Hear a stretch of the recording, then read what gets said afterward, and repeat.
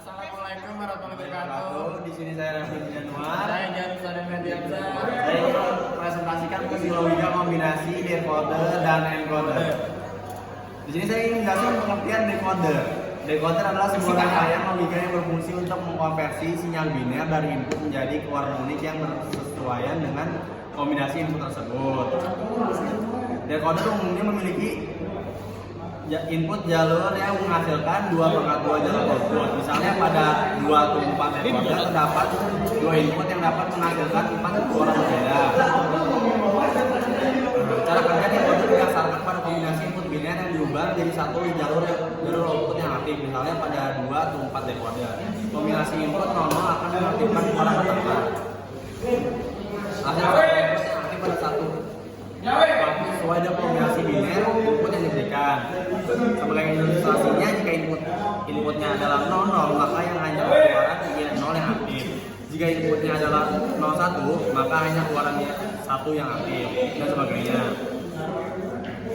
Decoder juga dalam berbagai aplikasi digital, diantaranya memiliki lokasi memori.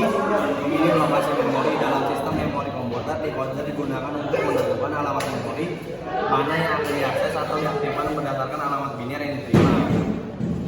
Dan demultiplexing sinyal komunikasi. Dalam sistem komunikasi, decoder dapat digunakan untuk mendistribusikan sinyal dari suatu input ke beberapa jalur keluaran. Dan teman saya akan menjelaskan pengertian encoder. Pengertian encoder adalah kebalikan dari decoder dan fungsi untuk mengonversi beberapa sinyal biner menjadi kode biner pada keluaran. Jika decoder bertugas mengkode sinyal biner menjadi salah satu keluaran aktif, encoder bertugas untuk mengkodekan input aktif menjadi sinyal biner. Encoder umumnya memiliki 2 pengertian, jalur input dan menghasilkan jalur output.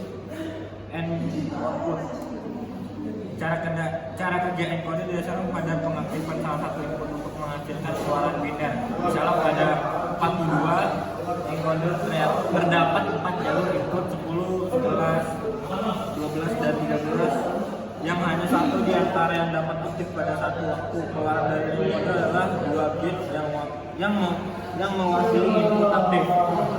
Sebagai ilustrasi, jika input 10 aktif, maka output adalah 0. Jika input 11 aktif, maka output adalah 1. Jika input 12 aktif, maka output adalah 1.